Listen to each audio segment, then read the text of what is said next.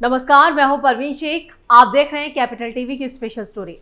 2024 लोकसभा चुनावों के बीच TMC chief Mamata Banerjee और उनकी सरकार की मुश्किलें कम होने का नाम नहीं ले रही हैं। पश्चिम बंगाल में उनकी हर रणनीति पूरी तरह से फेल हो चुकी है। अब ममता समझ चुकी हैं कि यह चुनाव उनके हाथ से निकल चुका है। पांचवें चरण की वोटिंग से पहले सीएम ममता बनर्जी को एक और झटका लगा है। एक और गैंगरेप से दहला संदेश खाली, टीएमसी पर भड़की बीजेपी। चुनावों के बीच बुरी फंसी ममता, बीजेपी ने की टीएमसी की घेराबंदी। पश्चिम बंगाल के संदेश खाली में महिलाओं के साथ रेप और उत्पीड़न के मामले पर पूरे देश में सियासत गर्म है।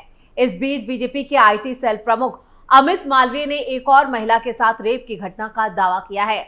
उन्होंने सोशल मीडिया पर एक पोस्ट करके इस मामले की जानकारी दी है। सोशल मीडिया एक्स पर उन्होंने लिखा, संदेश खाली अभी भी जल रहा है। टीएमसी के असामाजिक तत्वों के द्वारा किए जा रहे अत्याचार और उत्पीड़न के कारण इस आतंक के राज में पीड़ितों में एक और महिला शामिल हो गई है, जो संदेश खाली में सामूहिक यौन उत्पीड़न की दर्दनाक कहानी के खिलाफ मुखर विरोध करने वाली गृहिणी है।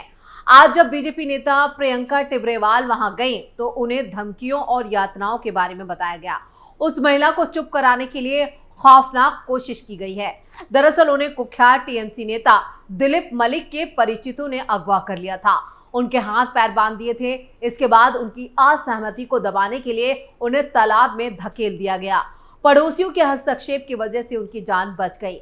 बीजेपी आईटी सेल के प्रमुख अमित मालवीय ने अपने ट्विटर यानी कि एक्स पर लिखा है, जबकि ममता बनर्जी और उनके भतीजे दावों को खारिज करने और संदेश खाली की महिलाओं को बदनाम करने के लिए कड़ी मेहनत कर रहे हैं। उनकी अपनी पार्टी के पंचायत समिति के सदस्य और उनके पति ने पुष्टि की है कि शिबू हजारा, उत्तम सरदार और शाहजहां शेख के खिलाफ आरोप सच हैं। महिलाओं को वास्तव में शाहजहां शेख के गुर्गों शिबू हजारा और उत्तम सरदार द्वारा यौन उत्पीड़न का शिकार होना पड़ा, यहां तक कि वो भी इन अत्याचारों से नहीं बची। टीएमसी के स्थानीय नेता विष्णुप्रद बाड़िक ने उसे तस्वीरों के लिए परेशान करते थे और अगर वो इनकार करती थी तो उसे राजनीतिक परिणाम भुगतने की धमकी देता था। अगर ममता बनर्जी अपनी ही पार्टी के कार्यकर्ताओं की रक्षा नहीं कर सकती तो संदेश खाली में आम महिलाओं की दुर्दशा की कल्पना करें। बीजेपी नेता के इस दावे के बाद राज्य के साथ देश में एक बार फिर ममता बनर्जी के खिलाफ लोगों का गुस्सा फूट पड़ा है। आरोप है कि संदेश खाली के मगरपारा इलाके में एक महिला के साथ रेप की घटना को अंजाम दिया गया। रेप के बाद उस महिला को मरने के लिए तालाब के किनारे फेंक दिया गया। पीड़ित महिला का पति संदेश खाली के थाने में काम करता है। पीड़िता के पति ने आरोप लगाया कि 3 नकाबपोश बदमाश उसकी पत्नी को उठाकर ले गए और इस जघन्य अपराध को अंजाम दिया। पीड़िता ने संदेश खाली में हो रहे अत्याचार की आवाज उठाई है और इस मामले को लेकर बीजेपी नेता प्रियंका टिब्रेवाल ने भी सोशल मीडिया पर पोस्ट साझा की है। उन्होंने बताया कि वो महिला को लेकर पुलिस स्टेशन गई। अब इस मामले के सामने आने के बाद ममता सरकार फिर सवालों में आ गई है। वहीं बीजेपी ने भी ममता सरकार के खिलाफ मोर्चा खोल दिया है। पश्चिम बंगाल की 7 लोकसभा सीटों पर 5वें चरण में चुनाव है और बंगाल में बनगांव, हावड़ा, उलूबेरिया, श्रीरामपुर, हुगली, आरामबाग और बैरकपुर सीट पर 20 मई को मतदान है। 2019 में इन 7 में से 4 सीटें टीएमसी जीतने में कामयाब रही थी, जबकि बीजेपी ने सिर्फ 3 सीटों पर जीत हासिल की थी। पिछली बार की तरह इस बार भी कांटे की फाइट मानी जा रही है और ऐसे में संदेश खाली में घिरी ममता के लिए बुरी खबरें जो आ रही है वो लगातार उसका सिलसिला रुकता हुआ नजर नहीं आ रहा है। बंगाल में ममता को एक और झटका, 5वें चरण में 32% बढ़ेगी सीएपीएफ की तैनाती। बंगाल में ममता और टीएमसी की नाकेबंदी। लोकसभा चुनाव के चौथे चरण के दौरान पश्चिम बंगाल के कई इलाकों में हिंसक झड़पों की खबरें सामने आई थी, जिसके बाद चुनाव आयोग ने 20 मई को होने वाले 5वें चरण के लिए भी यहां पर केंद्रीय सशस्त्र पुलिस बल यानी सीएपीएफ कर्मचारियों की तैनाती को करीब इसमें 20% का इजाफा किया है। पश्चिम बंगाल के मुख्य निर्वाचन अधिकारी के कार्यालय से यहां पर कहा गया है कि पश्चिम बंगाल में सीएपीएफ की 578 कंपनियां तैनात की गई हैं और 5वें चरण में इसमें इजाफा कर दिया गया है और इसके साथ ये संख्या 762 हो जाएगी। आपको बता दें कि राज्य में 5वें चरण में मतदान के लिए जिन क्षेत्रों की संख्या चौथे चरण की तुलना में थोड़ी कम थी, वहां पर भी इसका इजाफा कर दिया गया है। यहां सीएपीएफ की अतिरिक्त तैनाती की गई है। चौथे चरण में जहां 8 निर्वाचन क्षेत्रों में मतदान हुआ, वहीं 5वें चरण में यह संख्या 7 है। ये 7 निर्वाचन क्षेत्र हैं हुगली जिले में, जिनमें सहरामपुर, हुगली और आरामबाग, उत्तर 24 परगना जिले में बैरकपुर और बनगांव, और हावड़ा जिले में हावड़ा और उलूबेरिया है। इन 7 निर्वाचन क्षेत्रों से बैरकपुर और बनगांव अलग अलग कारणों से चुनाव आयोग की विशेष निगरानी में है, जबकि बनगांव भारत बांग्लादेश सीमावर्ती इलाके हैं और वहीं बैरकपुर में चुनाव संबंधी हिंसा और तनाव का इतिहास रहा है। और सीओ कार्यालय की एक सूत्र ने कहा है कि ये चरणबद्ध तरीके से तैनात की जाने वाली सीएपीएफ की कंपनियों की संख्या बढ़ाने का जो फैसला लिया गया है वो बिल्कुल दुरुस्त है।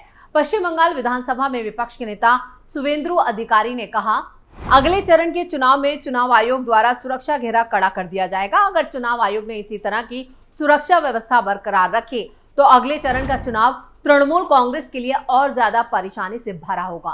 उत्तर 24 परगना जिले में संदेश खाली एक बार फिर राज्य में सबसे बड़ा चुनावी मुद्दा बना हुआ है। इस मुद्दे पर अब प्रधानमंत्री नरेंद्र मोदी और मुख्यमंत्री ममता बनर्जी दोनों के बीच ठन चुकी है। पीएम मोदी ने 12 मई को अपनी एक चुनावी रैली में तृणमूल कांग्रेस पर संदेश खाली की महिलाओं को धमकाने का आरोप लगाया, तो ममता ने उन पर इस मामले में झूठ बोलने का आरोप लगा दिया। एक के बाद एक कई वीडियो भी सामने आने के बाद अब संदेश खाली पर बहस और विवाद जो है वो तेज हो चुका है। तृणमूल कांग्रेस जहां इन वीडियो को संदेश खाली का सच बताते हुए बीजेपी पर हमलावर है, तो वहीं बीजेपी इन तमाम वीडियो को फर्जी बताते हुए इसे तृणमूल कांग्रेस की करतूत बता रही है। दूसरी तरफ संदेश खाली में दोनों दलों यानी बीजेपी और तृणमूल कांग्रेस के समर्थकों के बीच हिंसक झड़पों की खबरों का सिलसिला भी रुकने का नाम नहीं ले रहा।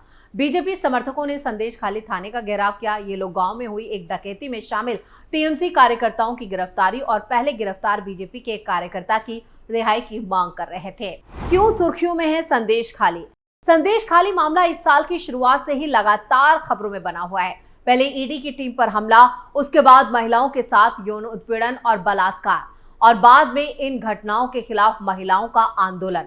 जी हां, कारण कई हैं और कलकत्ता हाईकोर्ट की तरफ से इस मामले की जांच सीबीआई को सौंपने और मुख्य अभियुक्त तृणमूल कांग्रेस नेता शाहजहां शेख और उसके 2 साथियों की गिरफ्तारी के बाद यह मामला कुछ ठंडा जरूर पड़ा था, लेकिन हाल ही में आए स्टिंग वीडियो और उसके बाद कथित बलात्कार पीड़िताओं के वीडियो के सामने आने के बाद संदेश खाली एक बार फिर सुर्खियों में आ चुका है। फर्क यह है कि पहली बार इसकी सुर्खियां बटोरने के बाद सत्ता पर काबिज तृणमूल कांग्रेस मुश्किल में थी, और अब नए खुलासे के बाद संदेश खाली को सबसे बड़ा चुनावी मुद्दा बनाने वाली बीजेपी भी अब खुद सवालों के घेरे में है। संदेश खाली मामले पर हाल ही में सामने आने वाले स्टिंग वीडियो में जिन बीजेपी नेता गंगाधर कायल को पूरे मामले को बीजेपी के निर्देश पर आयोजित बताते हुए देखा गया था, अब उन्होंने कलकत्ता हाईकोर्ट का दरवाजा खटखटाया है। कयाल का आरोप है कि उसकी तस्वीर का इस्तेमाल कर फर्जी वीडियो बनाया गया। गंगाधर ने अदालत से सुरक्षा मुहैया कराने की मांग की है। सबसे पहले जो स्टिंग वीडियो सामने आया था उसमें गंगाधर ये कबूल करते नजर आ रहे हैं कि ये पूरा मामला एक साजिश यानी सुनियोजित था। स्थानीय महिलाओं ने पैसे लेकर तृणमूल कांग्रेस के नेताओं के खिलाफ बलात्कार और यौन उत्पीड़न की फर्जी रिपोर्ट दर्ज कराई थी। उस वीडियो में गंगाधर कई बार विपक्ष के नेता शुवेंदु अधिकारी का नाम लेते सुने जा सकते हैं। इस वीडियो के सामने आने के बाद बीजेपी जो थी वो मुश्किल में थी। हालांकि पार्टी शुरू से ही उस वीडियो को फर्जी बता रही थी। शुवेंदु अधिकारी का कहना था कि उसे डीप फेक तकनीक के जरिए तैयार किया गया। बीजेपी ने इस मामले की सीबीआई जांच की भी मांग उठाई है। उस वीडियो के बाद शुरू हुए विवाद अभी ठंडा भी नहीं पड़ा था कि एक दूसरा वीडियो भी सामने आया, जिसमें संदेश खाली की महिलाएं दावा करती नजर आ रही हैं कि उनसे सादे कागज पर हस्ताक्षर कराकर उसी के जरिए बलात्कार की फर्जी शिकायत दर्ज कराई थी।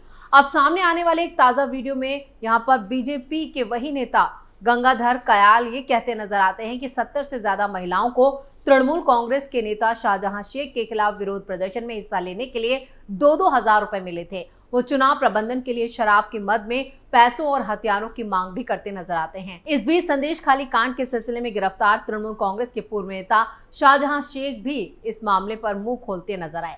बशीरहाट अदालत में पेश होने के बाद उन्होंने पत्रकारों से कहा, चुनाव खत्म होने दें, अभी और सच सामने आएगा।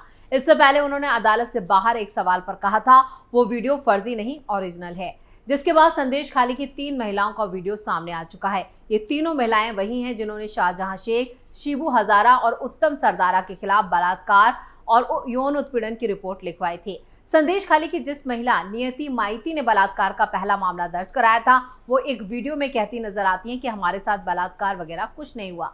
लेकिन अब यही वीडियो जो है यहाँ पर जिस तरह से इस पे कलई खुल रही है, उसके बाद टीएमसी भी फंसती नजर आ रही है। उधर प्याली दास उर्फ पंपी भी यहाँ पर ताप्ती माती और मीता माइती से भी जो सादे कागज पर हस्ताक्षर किए गए थे, अब इस मामले के एक और खुलासे से यहाँ पर ये लोग भी सवालों में आ चुके हैं। इधर बीजेपी नेता ने संदेश खाली को लेकर एक और बलात्कार का दावा कर दिया है, जिससे साफ है कि इन चुनावों में संदेश खाली बड़ा मुद्दा बन चुका है और इसका नुकसान जो है वो ममता को उठाना पड़ेगा। स्पेशल स्टोरी में इतना ही। वीडियो कैसा लगा नीचे कमेंट करके अपनी राय जरूर दें। वीडियो को लाइक करें, शेयर करें और कैपिटल टीवी को सब्सक्राइब जरूर करें। नमस्कार।